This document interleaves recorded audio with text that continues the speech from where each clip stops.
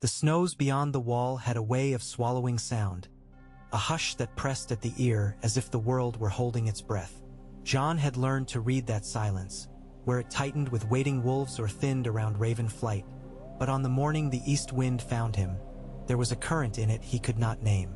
Ghost lifted his head, frost clinging like ash along the direwolf's whiskers, and looked at Jon as if to ask whether he felt it too. He did. It moved along the air like breath on a blade. Salt, storm, a low and distant thunder that was not thunder at all. There had been rumors carried by hard-bitten traders who dared the Bay of Seals and skulked past Eastwatch by night to hawk stolen bronze and whale oil to the wildlings. The great black dragon had flown east with the dead queen's body, vanishing into cloud and story. The sea took such stories and tumbled them until they were polished smooth. They rolled back again as pebbles, easy to pick up, easy to weigh. But this was not a tale. This was a pull. "I'll be gone a while," Jon told Tormund, who stood in the wind with his hair catching snow like a fox's pelt catches burrs. "I," Tormund said, squinting into the white. "A man should sometimes follow the itch he can't scratch. You coming back with a whale? Or a wife? Or that dragon that stole a corpse? If I come back, I'll bring change." "Better bring wine," Tormund grunted. "Change makes men thirsty." He left when the ice was a skin the color of steel and the sea spoke through it in deep moans. Ghost padded at his heel to Eastwatch's skeleton, the ruined gate with its teeth of splintered timber, and when he turned south along the coast the night kept close as if jealous. The first town he found with a sloop seaworthy enough for a madman's errand was a huddle of net-menders and saltwives who laughed at him until he paid. He paid with the last of what he had brought through the winter. A handful of silver crows, a heavy ring that had belonged to a lord he no longer wished to be, and the quiet promise of work honestly done. The promise was foolish. He had no honest work left in him. He had a compass in his marrow instead, pointing east. The narrow sea taught him patience by refusing to be crossed in any timely fashion. Gales shouldered him south. Calms pinned his sloop to glass as green and hard as an emerald. Currents tried to thread him between islands of rock like a needle. He traded a fur cloak for a tarred sail in White Harbor and a bundle of dried apples for fresh rope in Sisterton and, at last, beached in a storm on the dark pebbles beneath the Titan of Bravos. The Titan's roar shook his bones. Ghost bared his teeth at the stone. Bravos smelled of rain and forges and coins. It was a city that lived by oath and by blade but knelt to neither king nor god who could be counted without a reckoner. Jon walked its alleys with Ghost and found the place where the Iron Bank's clerks took names and made men into numbers. He did not give his. He found the Bridge of Sighs and watched the beggars sing to the river. He found the temple where no god had a face until someone asked him for it. He walked past that temple without looking up. What he sought was not iron or coin. It was a whisper. In the Ragman's harbor he heard it. A Lysini smuggler with scars like ropes around his wrists telling a Tyroshi mercenary that in the smoking east, the sky had been written with fire by a creature no one could mistake, and in its wake came others, bright as coals blown to life. The doom had made Valyria a graveyard. Now the graveyard breathed. At a wine cellar's stall where the grapes tasted of fog, Jon met a girl with eyes the color of old glass. She watched Ghost with the cautious fascination most men reserved for sickness or miracles. "You look like a man walking to collect a debt from a dead city," she said, in the unplaceable accent of a river delta no map could hold steady between tides. "Or like a man with a ghost who thinks he is not one." "My name is Jon," he said. "I'm looking for a ship willing to go south and east, past Volantis, as far as Valyria. Men who go that way come back with their tongues turned to stone," she said. "Those who have tongues, those who have heads. But I know a captain who believes luck is better than maps. He's poor, which means his luck has not yet been spent." The captain called himself Marigo and his ship the Autumn Fortune. Fortune was what she needed. She was patched in the belly and tired in the bones, but she had a way of taking the wind as if it had been made for her alone. Marigo wanted coin and he wanted a story. Jon paid him with both. He told the captain that the dragon eastward was not a threat but a promise. He did not say the promise was mostly to himself. They ran before weather that was always 3 days ahead of them, its ragged hem dragging foam from the sea. They threaded the Rhoine's throat where it widened into a delta so green it hurt the eye, then cut across a reach of ocean that seemed to have forgotten how to end. Jon stood with Ghost at the prow, and at night he felt the currents like fingers tracing his ribs. He dreamed. He saw a red door that was not his, and a boy with a falling star sewn to his banner facing a midnight sea. He heard a woman singing a song in a language that turned on itself like smoke, and he knew he had known it once. They sighted Volantis at dawn, a sprawl like a net cast across both banks of the Rhoine's greatest mouth. Even from the open sea, the long bridge was a spine of stone crowded with more life than some kingdoms. The old Volantine spires were black with age, and from them drifted banners fretted with tiger's stripes. On the southern bank, smoke rose in sheets from 1,000 tiny fires where slaves cooked their morning meal, and beyond the smoke the black wall brooded, the only thing in Volantis that did not seem to move. "Keep wide," Marigo cautioned. "You don't want the customs hawks in your hair, or the tigers in your bowls." They kept wide. But even at that distance Jon felt the ache of the city, its hunger and its pride and the way the shackles sang. He heard another song too, nearly too high to hear, like steel drawn over slate. It made Ghost flatten his ears. When the wind shifted, Jon lifted his head and tasted it. Ash and iron and a heat that was not the sun. They found the edge of the doom late on the 7th day. Sea turned the color of smoke. Birds thinned, then vanished. The water rucked itself around shoals that did not map. Beneath them, the ocean floor was a cathedral of broken teeth. Marigo crossed himself in some Southron fashion and ordered the Fortune to half sails. At night, the horizon smoldered. Jon lay awake and watched a seam in the sky pulse like a sleeping forge. When at last the ruins lifted from the sea like the ribs of a dead god, the crew made their mutters and their oaths. Valyria was more absence than place. Avenues choked with glass, statues with faces slumped as if they had been crying when the fire took them, towers fixed mid-fall by stone that had decided to be water instead. The air was wrong. It stuck to the skin.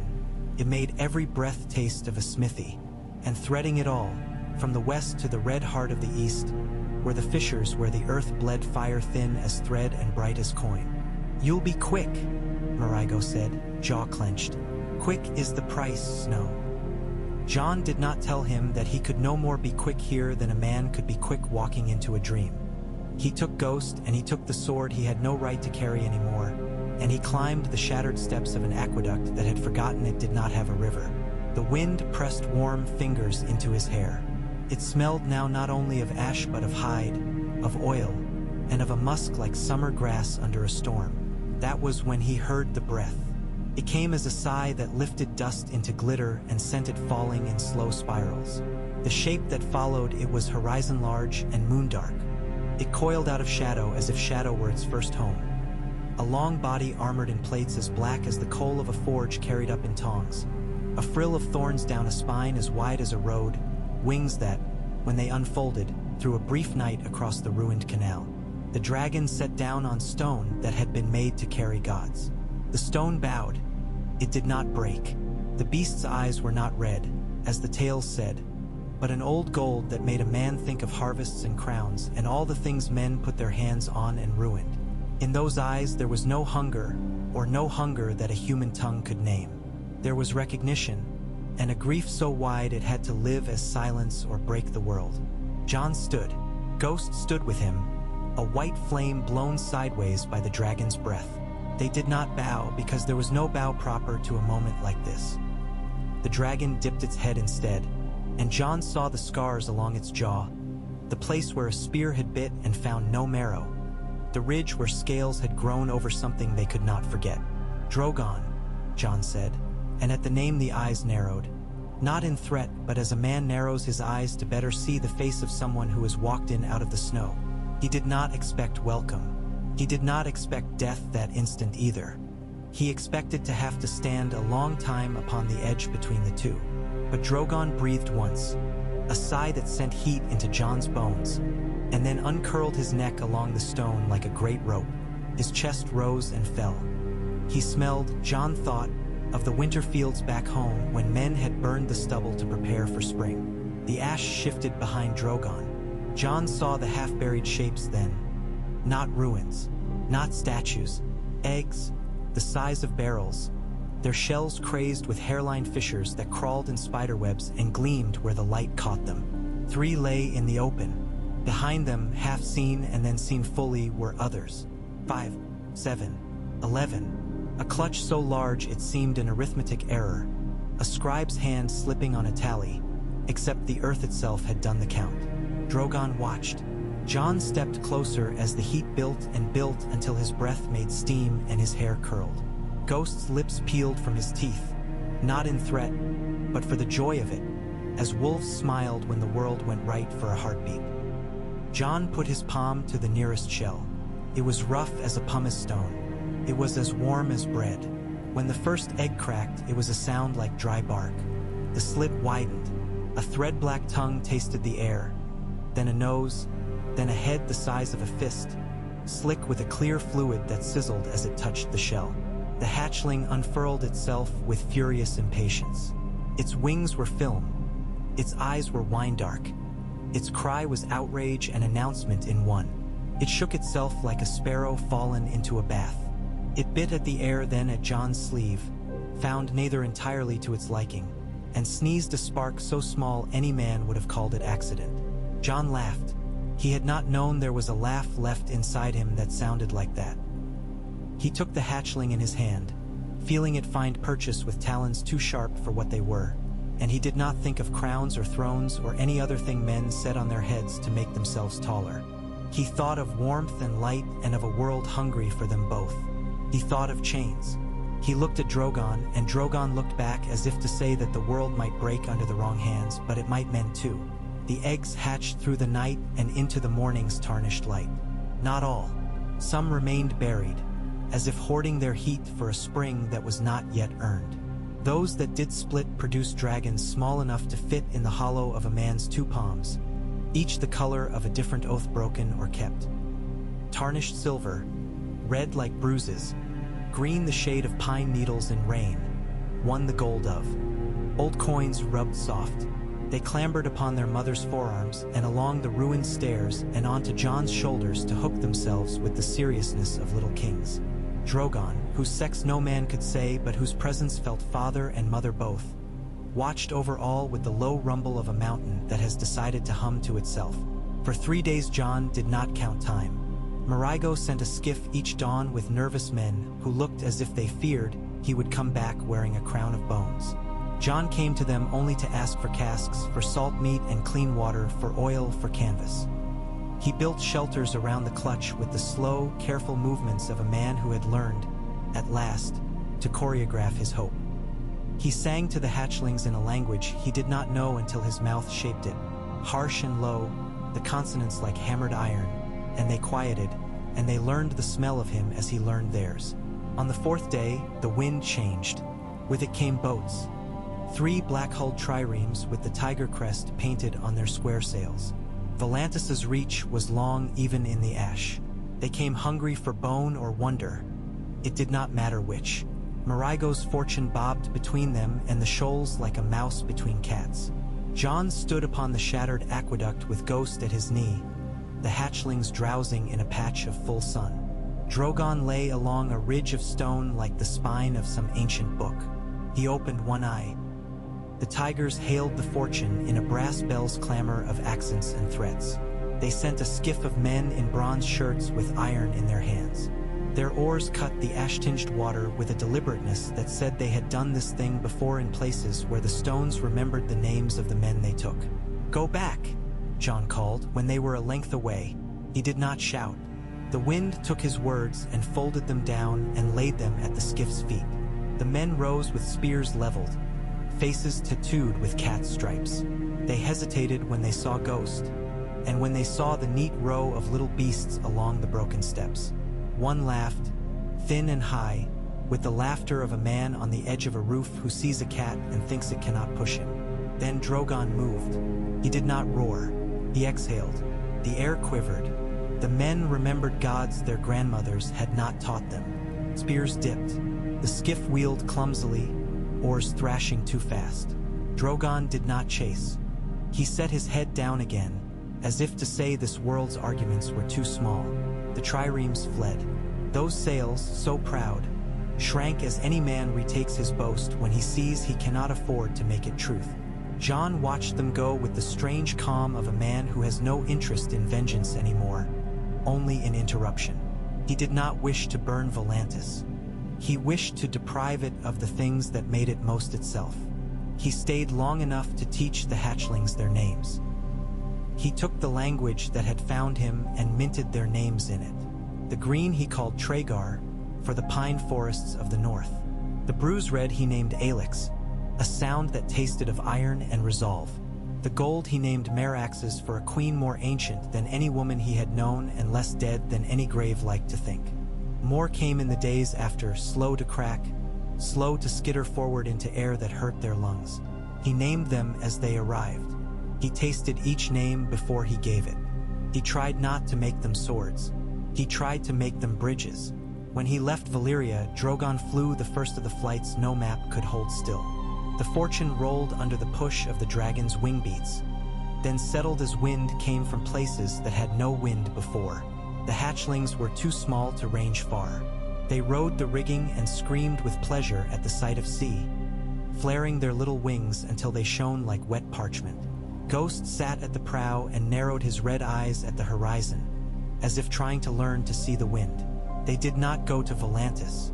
They went past it, a league out, then 2, then 5, so distant that the men on the long bridge who looked up and saw a smudge in the sky took it for a weather stain.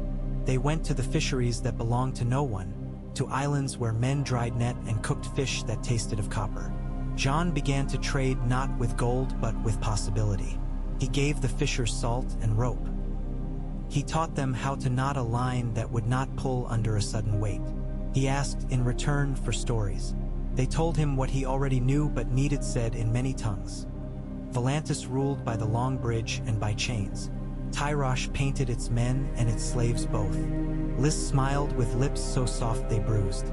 Mir built devices to measure profit in love. Norvos gave men bells to ring when they agreed to be led. Qohor taught steel to sing. Bravos watched, counting, weighing, smiling its private smile. "What would you put in place?" asked Marigo one night, when the sea felt like a table, and the stars were coins you could lift with your thumb and forefinger. Chains are a kind of order. Men forgive a great deal for the right to sleep without a knife under the bed. "A charter," Jon said, before the word had fully formed. "Not a king. A charter. Paper burns. So do men. But if the paper is carried by enough hands, the fire doesn't know where to go. Paper backed by what? A charter is as good as the men who enforce it." "Backed by dragons," Jon said quietly. Ghost laid his head across Jon's boots and he felt the weight of the world become bearable. "Backed by dragons who don't want thrones." They did not approach Volantis with war engines or with speeches. Jon sent small boats upriver in the slant light before dawn. They carried men who had no love for chains. Dockhands who had watched their sons sold. Red priestesses who believed in a new fire. Bravosi who saw an elegant long-term bet. And the first of the hatchlings that could safely lift themselves and land where they wished. Alix and Tragar flitted like barbed swallows above the river's ink. They spat sparks. They learned the seams of the wind. At the long bridge, Jon's people unrolled linen banners dyed with a simple mark, a chain broken in the middle. They did not shout. They put up tables. They set down jars of water and bread. They sat. When men came in tiger-striped cloaks to order them gone, Alix slipped down and landed before the first man's boots with a clumsy authority that made him stagger back into his fellow. The dragonling hissed. Its tiny snarl was almost funny. Then it breathed, and the man's spear tip shone white with heat and sagged like a courtesan's bracelet. On the black wall, the old blood watched. In the markets, the beautiful trade frowned. In the temples, flame leaned toward a new draft. And on the southern bank, in the maze of shanties called Sweetwater Town, where slaves bought themselves out teaspoon by teaspoon, a sound ran through the alleys. It was not a shout. It was a wordless thing like wind finding a pipe. Said, "Now." John did not start a riot. He did not need to. He started an embassy that looked like a riot for the first hour, and then looked like a market, and then looked like a town square with its first rules. A Valyrian woman with graying hair and a scar in the shape of an S on her cheek slammed an iron ring the size of a carriage wheel down upon the longest table. She said that she had worn one like it on her neck for 13 years, and that he would forgive her if she spoke first. John told her he would not forgive her if she did not. She said her name was Nyessa of the Quay, that Volantis had been fat for too long, that it had learned to believe its plates could never be empty no matter how many mouths it made. She said a man who visits a market has two hands, one for coin, one for choosing. The slaves had only the one hand. She wanted a city with two. John told her he wanted a world with 10. When the tigers sent their darts, a column down the bridge in bronze, a boat from the northern shore with chain shot hidden under nets, Drogon answered. He came down like the falling night and broke the chain shot in air with the casual contempt of a breaker snapping reeds. He set his talons briefly upon the long bridge's old stones and sent through them a message that no scribe could carry. Not today. The bronze line melted at the edges as men learned what it meant for their shields to bite their own arms. No one died. That surprised John more than anything. He had never yet made a thing new without a death in its corner. He asked himself whether he had grown timid. Ghost bumped his thigh as if to say that the courage worth keeping was sometimes the kind that let you set your sword down. Volantis did not fall. It pivoted. The Triarchs argued all day and all night in halls where a century's dust stirred at last. The tigers snarled that authority lay in their stripes. The elephants calculated that their trade would run better without the constant maintenance of chains. The Black Wall listened, and the old families ran their tongues along their teeth and found a taste they had not known they liked. Fear that could be shaped, like hot iron. The elephants won a vote. They declared an emancipation compact, which made no mention of the word slave, save to suggest it had always been unbecoming. It offered buyouts funded by levies and fees, taxes with lace at their cuffs. It was a den of compromises. It would have been easy to spit upon. John signed it. He signed with a raven quill and with the presence of a dragon coiled on a tower's ledge. He signed in ink he steadied with a hand that had once steadied a sword. He added 2 lines at the bottom that had not been in the elephant's draft. The first forbade the sale of any person within 100 leagues of Volantis, upon pain not of death but of debt. Debt that would be paid not by the debtor's children but by his chair and his table and his lamp, by the objects that made him comfortable while others had slept on floors. The second created a thing that had not existed here, an appeal written upon paper and answered upon paper, wherein one might say, I am bound, and have men come with knives to undo the binding, or with pens to cut a better knot. He called it the Dragon's Appeal because he had learned that even freedom wears better if it has a name that makes men straighten their backs when they say it. They set up the appeal in a whitewashed room that had once been a counting house for a man too rich to climb his stairs. John left it not to nobles who wished to be numbered among the righteous, but to women whose wrists still wore the pale bracelets chains leave behind, and to men with missing fingers who, even so, could write. They saw quickly what to do with power. Not to glare at it, but to raise it to the light and find its cracks. From Volantis the wind blew them to Mir, where the masters of glass and lens came with smooth arguments about the lenses of order and stability. John spoke with them at length in a library hot as a kiln. He liked them. He also did not care whether they liked him. He turned their own lenses to their laws and showed them how a menagerie of exceptions had become a prison. He brought one dragon, Tragar, whose green scales gave him the look of a leaf caught in a sunbeam, to the theater where Mir's great men liked to hear themselves. Tragar landed upon the stage amid a storm of applause and terror and slept. He snored.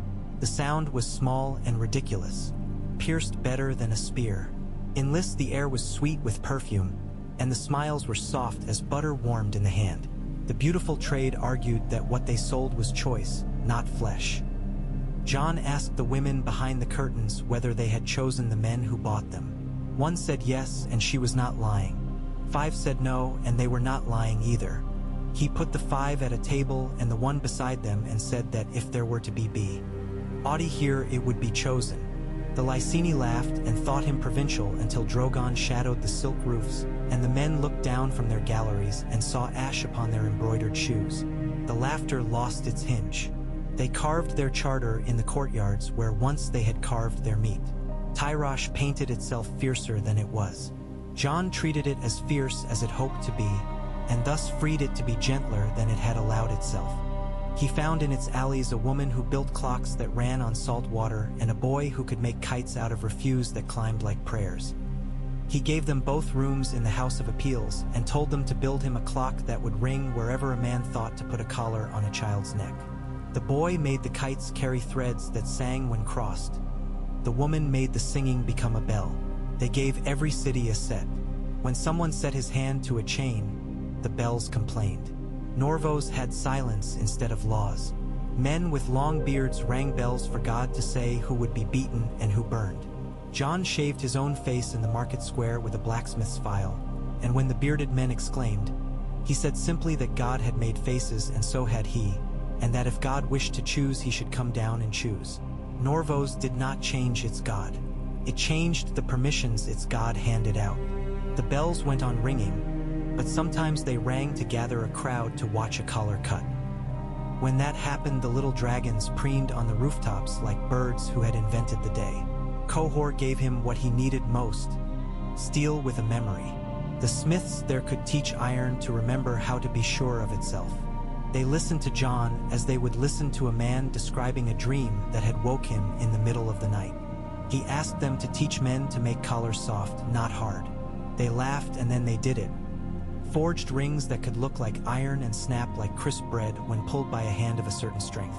They embedded hidden seams and devices small as splinters. The first time a slaver climbed upon a platform to demonstrate the sturdiness of his wares, and the collar in his hand turned to dust. The crowd learned the taste of hilarity that had hope's sweetness in it. Qohor made him forges that could be dragged behind wagons.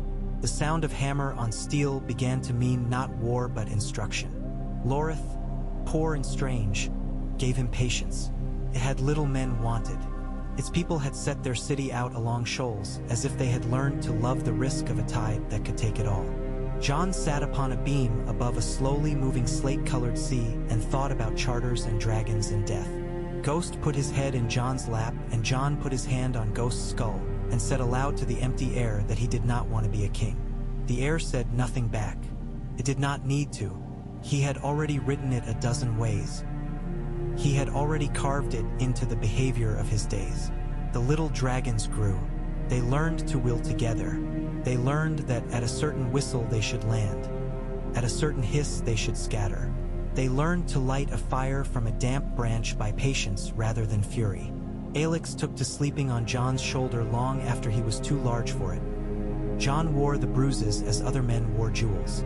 Meraxes liked to perch on Drogon's foreleg and peer down as if judging a world that never quite straightened its hem. Traegar preferred Ghost's presence, and the dire wolf tolerated the dragon as he tolerated snow, with a long-suffering grace. The first war came despite Jon's refusal to declare one. The Triarch of Volantis, who had not signed the compact, the last tiger with claws sharper than arithmetic, went east into the slave coasts with 4 tall ships and agreed wider than a river. He took men like crates. He put women into cages with lids that locked themselves when the sun went down. He nailed a proclamation to a post at the edge of a mangrove swamp saying that freedom was a luxury no ledger in the world could afford.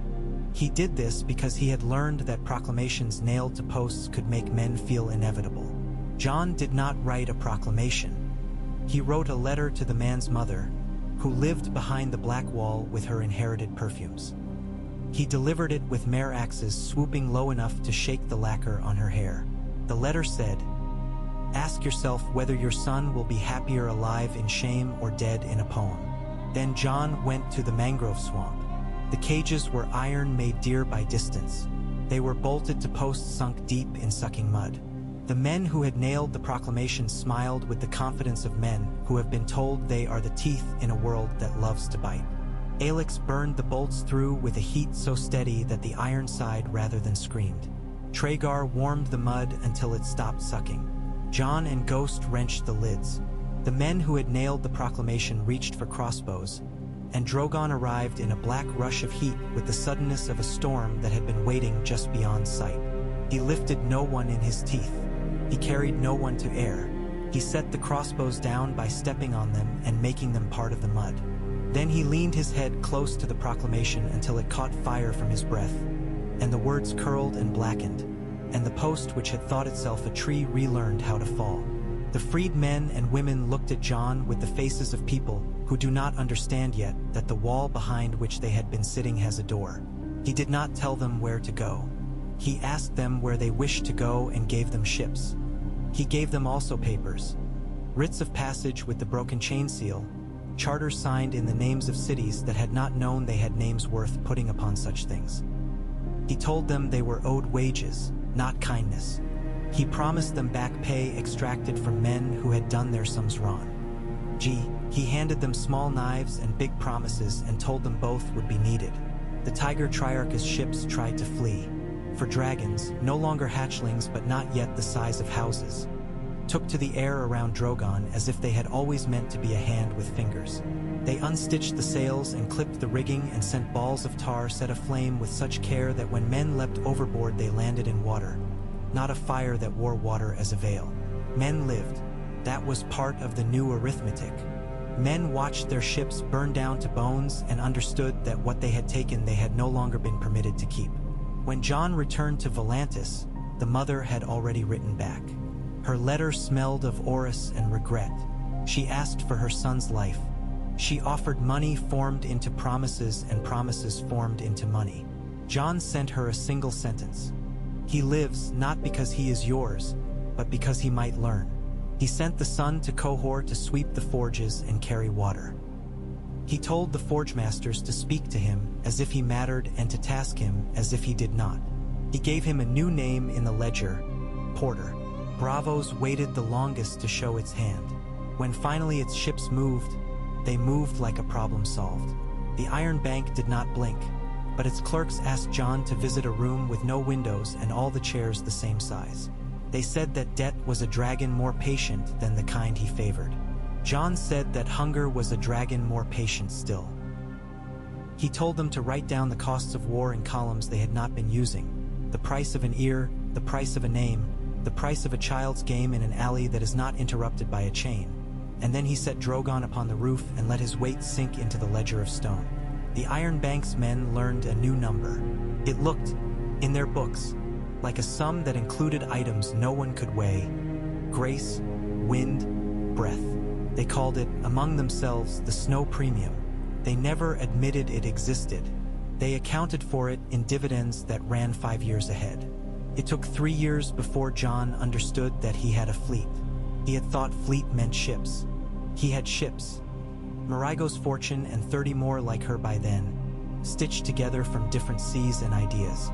But what he had in truth were dragons, 24 counting Drogon, who had learned to wheel as one and to break apart like thrown water when the wind demanded it, and men and women on the ground who could look up and see not fear but a ceiling, and to feel about that ceiling not resentment but relief. The fleet was a net cast upside down, caught falling things and set them gently down. He took the fleet to Slaver's Bay not as a conqueror but as an interruption. Astapor was already a wound scabbed over and cracked. Yunkai had learned to fold its shame into its silks. Meereen still told stories about the woman with the silver hair and the dragons who had come and left, and how the city had learned to live with the memory as one learns to live with a scar. Jon brought no argument against their grief.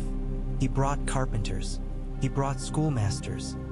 He brought little dragons who danced with the wind over children who had known it only as a thing that swept sand into their eyes. He brought ghosts of a different sort. A dire wolf who tolerated desert heat with a dignity that made men love him. When merchants asked how to compute tariff under the charter, he told them, "First count the hands that have touched your goods and consider whether they were paid. If not, add 2 to the tariff for each such hand, 1 for the hand and 1 for the ghost of the hand." He fixed rates low for what fed men, high for what distracted them from their hunger. He levied on cages. He exempted doors. He taxed chains until ironmongers learned to make keys instead. He made keysmiths rich. He asked them to hire boys with wrists still pale. He refused a crown 3 times, then stopped counting. He built, instead, a dais without a chair, an open platform where anyone could stand and speak first if they had a scar in the shape of a letter. He spoke there too, but not often. He preferred to be seen riding a dragon across a quarter where the smell of cooking had turned sweet from new oil, or walking beside ghosts through a market where the only ropes were leashes for dogs. Word went west. In Old Town, maesters wrote sourly that dragons were a rhetoric men were using in place of argument. In King's Landing, men wondered whether Jon Snow had become a king despite himself, and in the North, men who loved him did not trust what the word Essos could do to a man. Arya, in a city with 1,000 faces, watched from a rooftop for a night as Aelix and Meraxes quarreled midair like siblings, and then resolved it by falling a little too fast and catching themselves with an embarrassment that made their tails lash. She smiled despite herself. She told no one. She left an apple at the door of the House of Black and White and did not go back inside. The war that had to come came at last in the Western Spring when Essos had already turned to summer. It did not come as one army marching under one banner, but as a consortium of men who had discovered, with a shock, that there remained in the world things they could not buy. They hired sellswords. They hired clever men to draft clever contracts. They hired priests to bless their numbers. They built engines that threw nets weighted with hooks and tar, and they told themselves dragons would fall like birds when the netting kissed them. They attacked at night. They came for the forges in Qohor and for the dais in Volantis and for the House of Appeals with its whitewashed walls. They came for the women with pale bracelets and for the boys with new keys in their pockets. They came for the places where the fleet had made itself visible. They did not bother with the places where it had laid its true roots, the habits of men and the willingness of women to pee. Ut their hands upon the hinges of the world and test them. Dragons were ready. That did not surprise anyone. What surprised the consortium was how many men had whistles in their pockets and used them. The whistles brought not only fire from above but neighbors from doors. Men put down spears when their wives stepped into alleys with pots and pans, banging. In Volantis, someone cut the ropes on 3 bridges with knives small as fingers, and an invading column simply flowed away like water, finding it had been poured upon sand. In Qohor, the nets fell and caught nothing but the glimmer of sparks and the laughter of a boy who had made a kite of knives. He ran and his kite cut the net as neatly as sewing scissors cut thread, and the men below looked up through the sudden hole at the stars and learned briefly to love them. Drogon fought where he had to. He knocked the engines over with the calm of a father setting a table. He sent fire where tar decided to be fire before he had asked it to be. The young dragons learned that night the difference between cruelty and precision. They learned the satisfaction not of a charred field but of an untouched child. Ghost took a spear and kept going. He bled out across a mile of flagstones before he allowed himself to lie down. Jon knelt beside him in a quiet the size of a cathedral and told him he would be proud to die as brave as a wolf someday. Ghost thumped his tail and refused. When dawn came, the consortium learned a thing their clever men had not told them. You cannot hold a city that does not wish to fit in your hand. They fled. They ran to ships and to alleyways and to men who had promised to hide them. Those men had learned in the last years that prophet was not a god. They hid no one. The ones who did were discovered by whistles and appeals, which for the first time in those cities' lives were more feared than garrisons. Jon stood upon the dais without a chair and told those gathered that there would be no hangings. The crowd murmured as a sea murmurs when a storm passes and wonders whether it has not earned thunder. He said that there would be labor laid upon the men who had tried to return the world to its old angle, repairing, planting, building. He said that they would carry water and hear petitions. He said that they would sleep at night, and that would be their punishment, to rest and wake and see what they had tried to unmake goes on. Aelix landed upon his shoulder for the last time that day. He was too big, and he broke a seam in Jon's jerkin when he adjusted himself. Jon let him sit until he was embarrassed and slid down with the sulkiness of a child who has grown beyond his favorite game and learned it too late. Years passed and learned to count themselves by measures other than harvests. By appeals, by whistles, by bells that rang to warn a neighborhood of a man with a chain hidden in his coat. Men began to boast that they had not seen a collar in their alley for a year. Women began to boast that they had won an argument with a clerk who had said a word in a voice too sharp, that they had appealed to the appeal, that the paper had answered. Dragons nested on rooftops in winter and warmed hens when the weather was unkind. Children learned not to pull their tails.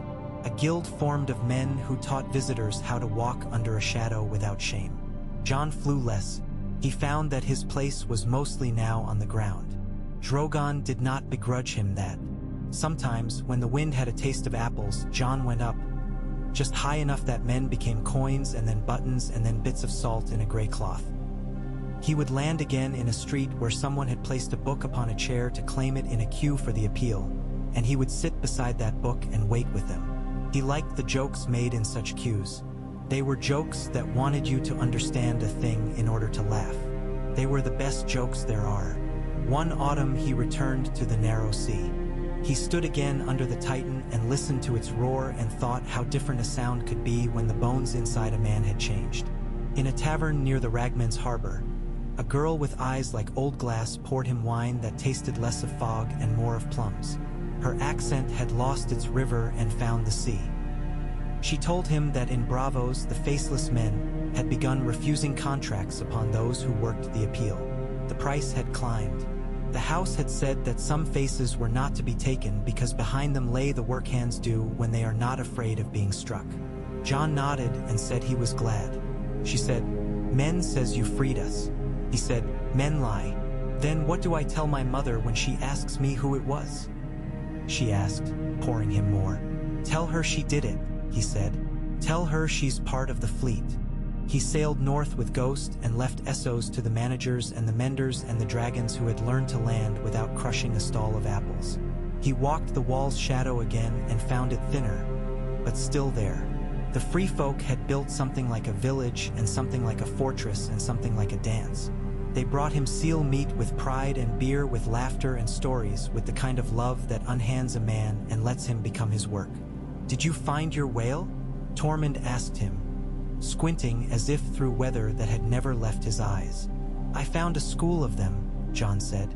"They fly." Tormund snorted. "Everything does now, if you look up long enough." They stood in a hush the snow taught. Ghost lay with his muzzle on Jon's boot. In the distance, high enough to be almost heartbeats rather than shapes, dragons moved like thoughts a man forgot to forget. Jon listened to the quiet and heard within it the hum of forges on the far side of a sea, the scuff of children running under shadows without fear, the rustle of paper, the little sound a lock makes when a key goes in and turns. He had not broken the world. D not crowned himself upon it. He had learned to turn it a fraction with his hand on a hinge and then to step away. That was the work worth doing. That was the fleet worth building. Not only dragons, though dragons had lit it. Not only charters, though charters had held it together, but habits. Habits like bells and whistles and appeals, and the way a man's back straightens when he sees his shadow and knows it is his. The east wind moved. It carried, as it had once, a smell of storm and salt, but now beneath it ran another scent. Smoke with sweetness in it, the kind that tells a man bread is ready.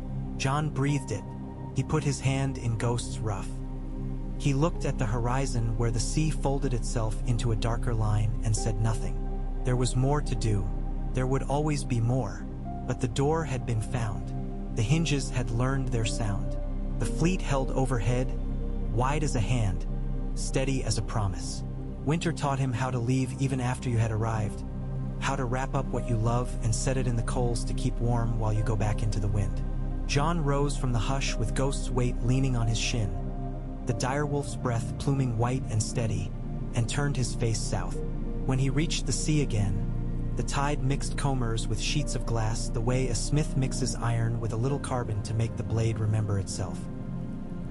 He found Marigo's fortune riding low, tar fresh on the seams, the captain picking fish scales from his beard with a broken bit of spearhead he'd taken for a charm.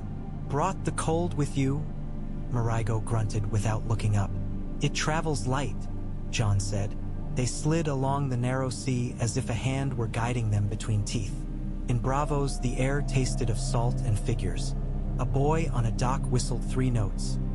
Alex peeled out of cloud and came low enough to rattle shutters, to the delighted terror of men who had learned to love being properly afraid.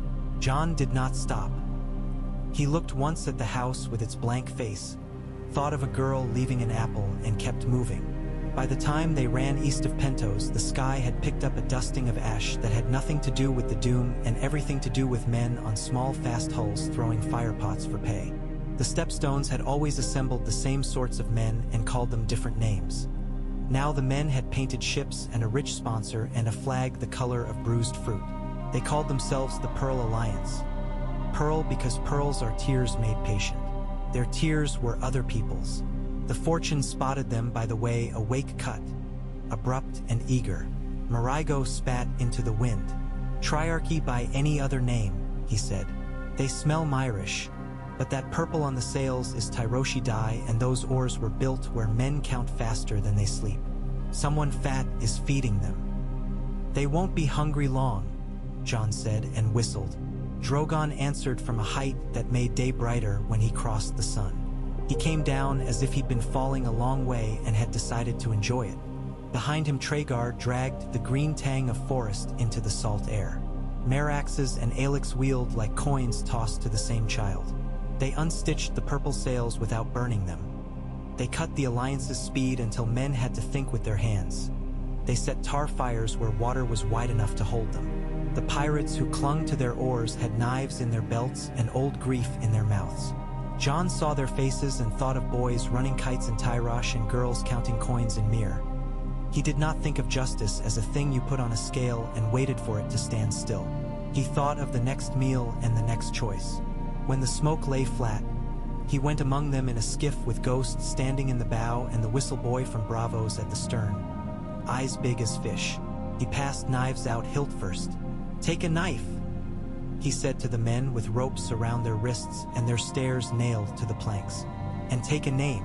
When you come to a city flying a broken chain on white, lay the knife on the clerk's table and say your new name and your last ship. The clerk will give you paper to carry and a place to sleep. If any stop you, blow this." He handed whistles one by one, each with a cord dyed the color of their old sails. The whistle calls helped louder than any cry. A man with a scar splitting his lip laughed in disbelief, which was the first honesty John had heard that morning. "And if the clerk does nothing?" he asked. "Appeal," John said. "You can appeal against a man's sleep, and the appeal will drag him out of it." On the fourth ship, they took a ledger bound in sharkskin that smelled of brine and rancid fat. It listed ports and payments and the names of triarchs and oligarchs set into little ciphers that were clever until you learned them and then were merely habits. John traced a finger along a column that recorded purchases of women and boys and men who had happened to be in the wrong place when hunger came. He closed the book, though it burned to hold it open. "This ledger will be your rope," he told the captain, whose wrists were tied with his own purple sash. "You will wear it until every name you took is given a name they choose." The captain tried poetry to save himself. Some string of words about tides and necessity, phrases polished by a mind that had mistaken cleverness for argument. John listened the way the North listens to a brag, and then he set the man to stirring stew at a kitchen in Volantis, where he would stand for 6 months breathing onions, and every time he looked up he would see the Dragon's appeal clerk sitting at a table writing other men free. When they made Volantis, the bells were ringing patterns everyone knew now. 3 short, 1 long, a sigh, a laugh. Nyessa of the Quay met him under a sunshade woven from rushes that had learned to survive in water salted with tears. She laughed with half her mouth, a habit left from tea. "Iskar, you've stirred a nest," she said. "The pearl men are slippery. Their money smells like perfume and forgotten gods." "I have their book," John said. "Fine," she said, and took it from his hand with a curtness that meant pleasure. "We'll copy it 12 times and send it to 12 houses. And if a clerk loses a copy, I will personally shave his hair and make a wig for the next triarch with it." The clerk in the appeal's whitewashed room had painted vines around the windows and a dragon so small on the wall beside the bench that it looked like a leaf until you looked twice, and then it looked like a promise. She put her finger on the first name in the ledger. "We'll need grain," she said. "Qohor is flush," John said. "Norvos has more goats than God." Mir can be shamed into giving away a decade store if you tell them their lenses have miscounted their neighbors. We'll move it on ships that fly the whistle flag. We'll need to write new rules for sailors, she said. Men blow whistles for meals now. Write them, John said. Write them simple. Write them like steps a child can climb. Then nail them where no one can miss them and ask the boy with the knives kite to fly the sheet over the square until every man has read it twice. The boy, whose name was Tarik and who had discovered that a boy with a kite and a knife edge could be a kind of scribe, stood taller by an inch and then tried to stand shorter so no one would see. The charter braided itself as if it had grown vines that had found one another after seasons apart. In Tyrosh, the beautiful trade laid out contracts as soft as a kiss. The new clauses slipped in like fish in green water. The right to stop and leave. The wages counted by the day, not the hour. The bell that must be within reach not only of the master but of the worker too. In Mir, the glassmakers set a small lens over the appeal seal so that anyone holding the paper saw the dragon's eye brightened, and learned some tiny pride they did not expect. In Norvos, the bells rang less, and each ringing came now with a written reason hung beneath it like a tale. In Kohor, the porter Triarch from Volantis learned to sweat. He carried coal and came home with his hands black to the wrist and scrubbed them pink as a pig. He did it until the day his mother, walking unrecognized beneath a shawl with the orris perfume washed away, saw him lift a bucket and not complain, and something in her face learned humility from the weight. She sent no letter. He kept sweeping. He learned to look a smith in the face and listen with his mouth closed. Pentos, long a city of unsteady princes and ready coin, stared at the charter and tried to bend it into a shape it could keep in a pocket. John went there in a storm with Drogon riding the gale like a bird that had invented wind. He did not seek the prince in his perfumed court. He went to the granaries and left marks with ghosts' paws in the flour dust on the floors. He spoke to bakers. He said, "Every 10th loaf is the city's." They laughed at him and said they had always paid a 10th to a prince who had handed the bread to his own shadow. He said, "Not to a prince, to the whistle. You hand the 10th to the place where men come with breath too short to argue." The bakers shrugged as men do when presented with a solemnity they suspect may be useful, and then they did it because the clerk at the appeal said they could write the loaf off their accounts twice, once as a tithe, once as a proof of citizenship. The prince still tried to hoard. He woke one morning to find a dragon asleep upon his roof and a loaf left on his pillow, and he learned that the smell of warm bread will make a man behave better for as long as it takes to eat. On a noon in high summer, Arya stood at the edge of a square in Mir and watched a woman from Lys argue with a smith from Kohor about a boy from Tyrosh who had been caught holding a chain not wrapped around anything but itself. The woman said the boy's hands were clean and the chain a habit. He had been given the way some boys are given knives and told never to cut themselves. The smith said habits could be taught to lie down like dogs. The clerk at the table kept her pen moving. The dragon painted small on the wall behind her looked amused. Arya stayed long enough to see the chain cut into 3 lengths, each to be worn as a bracelet by someone who had once worn a collar and now chose, and then she slipped away across rooftops and through a temple and under a laundry line, laughing because she had never expected to see a world where cleverness was a public game. She found John in a courtyard where olive trees had learned to stand their roots in lime ash to keep from drowning in their own shade. Alex dropped out of the light with the softness of a cat. Ghost lifted his head and did not bother to stand. John turned at her step because there were sounds that crossed streets differently, and one was his sister's. He put his hand on the back of her neck the way he had when she was little and borrowed his knife and slammed it into a stump to practice. She put her forehead against his cheek for a breath. They did not need to say what time had carved into them. She told him, after a while on the low wall under the olives, about a face she had worn, and he told her about a boy who had made the wind sing with knives. "Do you know what you're doing?" she asked at last, not mockery in it, only the solid curiosity of someone who understood that men often did not. "No," he said. "I know what I refuse. I know what I ask. It's enough for the day. And for tomorrow? For tomorrow I have a dragon and a bell and a boy with a kite. If I can keep those 3 from murdering one another, we might make a week." She laughed and leaned her head back and looked up at the grid a pair of dragons had scored into the sky with their flight, and she said, Sansa would hate it and love it both. Sansa will count it, Jon said. She'll count and say W. Heather, the counting is honest. Sansa did count, in a hall hung with banners that smelled of wool and smoke. The North had learned to remember its own bread and its own graves. It looked upon the East with a wary benevolence. Men came through White Harbor with papers stamped with the appeal's eye, and the Manderleys found that some of them knew how to repair winches and some knew how to teach counting without making a child feel small. Sansa read the charters in a circle of firelight with a dozen women whose hands were scarred by knitting needles and sword hilts both. And she sent a letter that said, "Yes, but write this line again and make it clearer." Jon wrote the line again. He did not sign her name beneath it. He sent the paper back with a whistle threaded through with blue wool.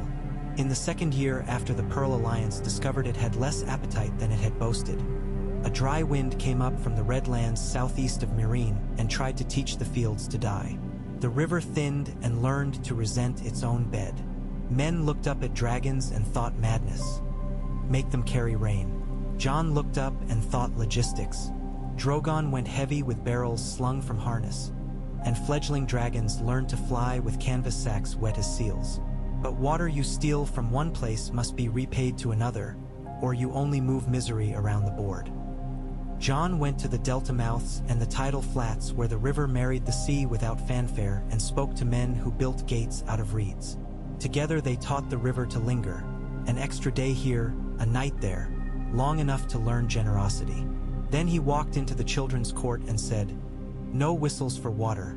The whistles can only call men, and men cannot make rain, only shade."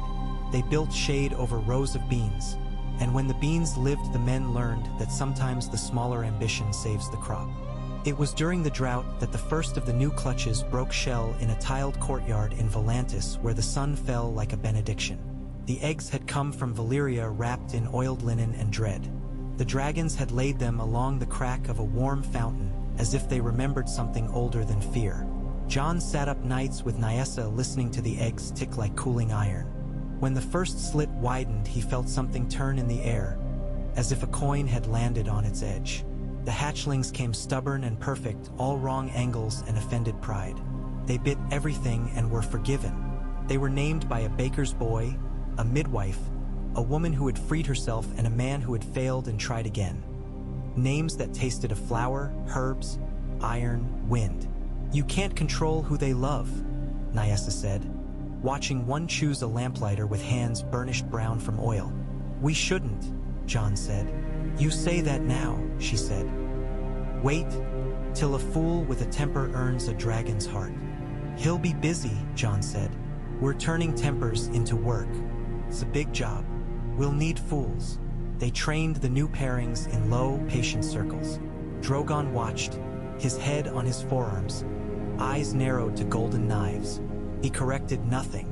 When a dragonling flared too hot, he let it, and the lamplighter learned to move his hand as he would under a flame that leaps. When the lamplighter learned to speak with breath steady while his shirt smoked, Drogon blinked slow and shut his eyes, as if to say, "Keep at your sums." From the east, beyond Karth and beyond any map men admitted to drawing, came rumors like drifts of blown seed. Men with hair white as salt who had learned to ride on long-limbed hounds shaped like smoke. Women who wore beetle wings and traded sleep. Cities with doors sculpted to look like mouths that had to be fed coins or they would moan all night. The free cities, suddenly rich in patience and pen, began to dispatch surveyors who wrote, not to stake claims, but to ask for stories fit to hang in public houses where men drank slowly and learned how far their neighbors went to fetch water. Jon read the reports with a grin he could not quite hide. It soothed him to discover that the world stayed larger than his plans. He flew less, then more again when the Pearl Alliance found itself a new patron in Lys. A man who called himself the father of wards and who wore rings like a counting house wears abacuses along his fingers. He had drafted a paper so clever that men who read it understanding every line still found themselves chained by the signature. It promised them employment, safety, work, and by work it meant anything the man asked. The paper became fashionable. Girls wore it rolled in ribbons around their wrists like bangles. Boys tucked it into their caps. Jon took a stack of them and went with Ghost into the Lysini baths and set them in the water where they unwound like fish bellies and showed their true weights. He held one up dripping and read aloud to a crowd of men wrapped in towels that did nothing to hide their fat and their fear. When he came to a clause that said every appeal should be heard only by a man appointed by the Father of Wards, the crowd laughed with the tone men use when they become a single animal and don't mind it. The Father of Wards left for Pentos the next morning in a boat that took on water and developed a cough. He sat in Cohor 2 months holding tongs and learned that something as soft as gold bends where fire tells it to. Sickness came, as it will when men meet. Not a pox, not a wasting, but a cough that sat like an old woman on a chest and refused to move. It crossed the long bridge like a rumor. It took men with lungs scarred by colds and fear, and it frightened women whose work was breath. John did not call for lockdowns or purges. Those were words for men who feared their own shadows. He called for bread and air. He told the dragons to warm the streets rather than the sky. He told the bells to ring not to warn but to gather, and they hung damp sheets between posts and set pots to steam beneath them and learned that air that wanted to be water would wash a throat gently. He sent whistles not to summon soldiers but couriers with soup and oranges. He taxed the orange sellers lightly forever after and wrote a line in the charter that said, "If a man sells a cure, his price will be set by the lamplighters." When Ghost grew stiff in the mornings, he bore it with a soldier's humor. He took to sleeping under the benches at the appeal so he could thump his tail at the right moments during a petition and make a clerk smile when she needed to remember that she had a face and it could do more than frown. On the day he could not rise without a hand, John knelt and slid his arm under the wolf's chest and lifted as if he were raising a keg. Ghost's heart thudded along John's forearm. Drogon came down into the square with such politeness that he barely raised dust, and he lay with his jaw on the stones so that his eye was level with Ghost's. The old wolf met the gold with his red and did not blink. The two of them breathed together for a while like bellows at rest, and then Ghost slept. He woke later to soup spilled on his foreleg and licked it up with grave dignity, as if he had meant to save it for later all along. One evening in autumn, John walked the Valyrian riverfront with Nyessa, where the smell of fish knives had become respectable. The long bridge ahead looked like bone and memory. Across the river, the black wall held its secrets as always. But even its stones seemed to loosen at the edges now that light had learned to land differently upon them. "You've made yourself a new kind of war," Nyessa said, falling into step with the limp she had earned taking a pot to the head the day they cut a slave ship's moorings and shoved it out to sea with half its crew still sleeping. "War I don't have to win to have done some good," John said. "War with terms the other side can sign without dying. And when you die," he did not smile, "they're riding too fast to stop, and the dragons are nesting on bakeries. Good luck to any man who argues with a baker who has learned to like her dragon." Nyessa snorted. "Bakers hold cities." "They do," he said softly. "They do." When winter came to Essos, it did it sideways, in sheets of rain and the slow withdrawal of coins from hands. Men argued in the appeal with cold in their clothes. John wrote a clause that permitted anyone with a whistle to stand near a dragon once a day and warm their hands. The dragons tolerated it with magnificent bored benevolence, as if they had discovered a use for men they had not anticipated. Children began to smell faintly of smoke, the good kind, the kind that says bread is near. A message came west from the island where old Valyria's outermost ruins sank themselves like quills into the sea. It was written in a hand so neat it made a man's fingers feel clumsy to hold the paper. It said, "There is a place where the ruins hum as if a tooth has learned to sing." John took Drogon and 3 of the younglings and Ghost and went. The island was less an island than a thought that had learned how to sit still on water. The stones were glossy with the memory of heat. There were fissures where light moved with a purpose. At the center was a circle where men had carved nothing and everything had been carved anyway by time and calamity. The hum was there, felt more than heard, the sort of sound that convinces a man his blood has learned a new vowel. John put his hand on the stone and almost spoke the old words, the iron ones, the ones his mouth had remembered at the hatchings. He did not. He said instead, softly and in the language of markets and afternoons, "We're trying." The hum did not change because the sea does not answer to men. Drogon lowered his head until his snout touched stone. For a moment the hum went up a hair, as if it had found a harmony, then settled again. John stood very still and thought of doors. He thought of hinges. He thought of how far a world can turn before it comes back to where it started and looks new anyway. They left the island to the water and the ruined sky. On the way back, a squall built itself like a house out of rain, came at them with fists. Drogon climbed until the fists opened and the rain spread its fingers and the world looked like 7 colors inside a pearl. Meraxes darted in and out of the marching sheets like a child in laundry hung too low. Alix tried to bite a lightning bolt and learned modesty. Traegar flew steady as a shepherd.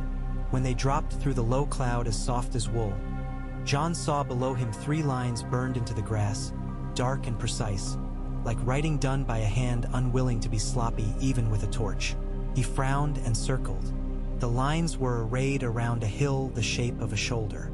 In the hillside someone had cut steps. Men moved on them with the patience of a plan. They wore no colors. John landed Drogon on the far side and walked with Ghost along the slope until he could see the men's faces when they turned into the wind. They were not slavers. Their eyes did not have that special inwardness cruelty gives. They were not priests either. They did not have the shadow of certainty. They looked like men who had thought too long and now were building something to let them think less. On the hill was a long trough lined with iron. Beside it a field of poles set toe-deep in clay. Beyond, a frame holding what could only be a bell if a man had said, "Let us make a bell so big that when it rings, even a dragon will look around." "What is this?" John asked, not shouting, letting the wind carry the question the way a smell carries. A woman with hair bound in 3 cords turned, scanned him with the neat inventory of a mind that liked to count, and shrugged a shoulder at Drogon in a manner that meant, "Yes, of course, the dragon. A harbor," she said. "For ships." John smiled before he could help it. "For bells," she said. "For whistles. For sound. We're making a place for fear to dock and unload itself without breaking. We're going to ring this bell into the iron trough and send the sound down the lines to the poles and into the ground and across to the city. And when it comes up in the city, it will be a hum you can feel in your feet, and that hum will tell men to come to the square and listen before they panic." She wiped her hand on her thigh and offered it. "We're calling it an abeyance." John took her hand. It was calloused as a farm wife's and burned raw at the thumb where a rope had learned her skin over. "Who is we?" "The lamplighters," she said, and if there was pride in it, it was the good kind, the kind that warms bread.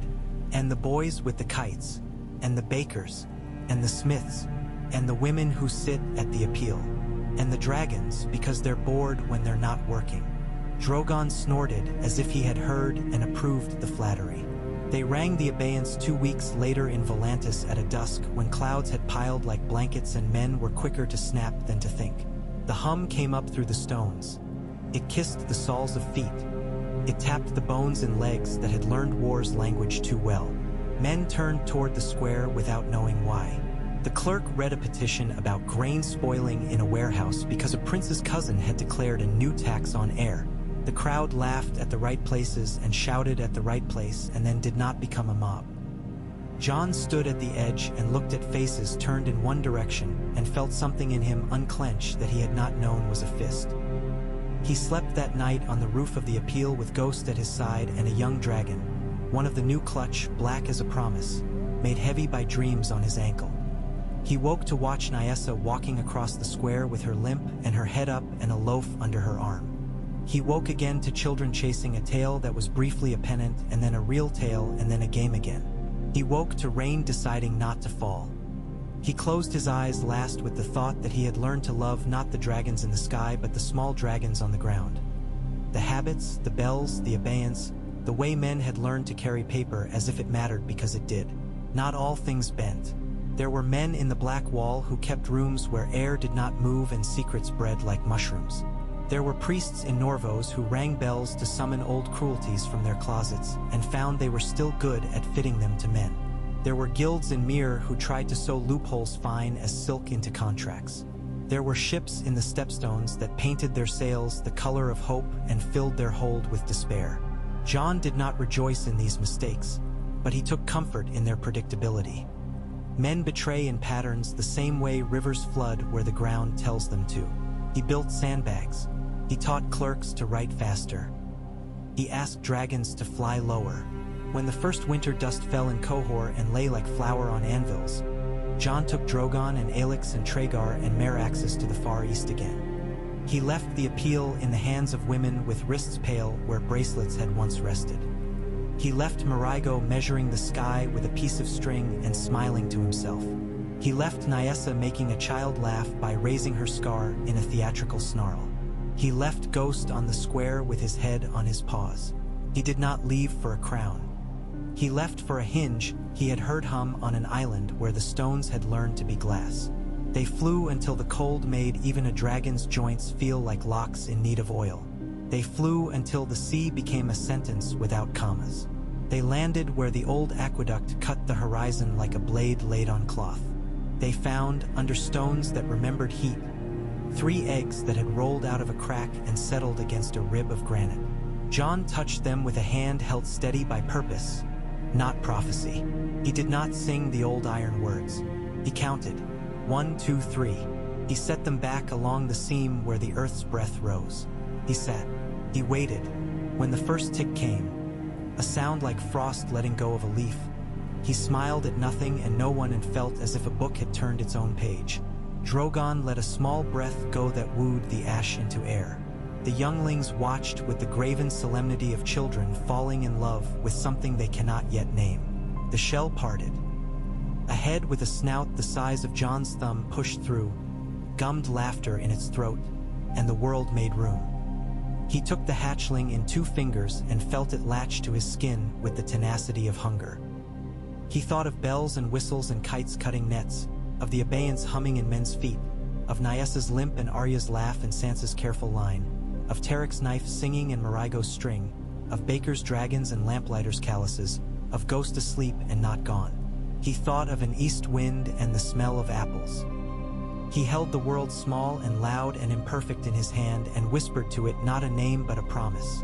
You will not be used to make a man taller. You will be asked to make the street wider. The hatchling hissed as if to say that the street had always been wide. Men were the ones who forgot, and Jon laughed because it was true, and because laughter is the sound a hinge makes when it's oiled, and because above him the fleet turned in the sun. Dragons and kites and clocks and bells and habits and paper and held.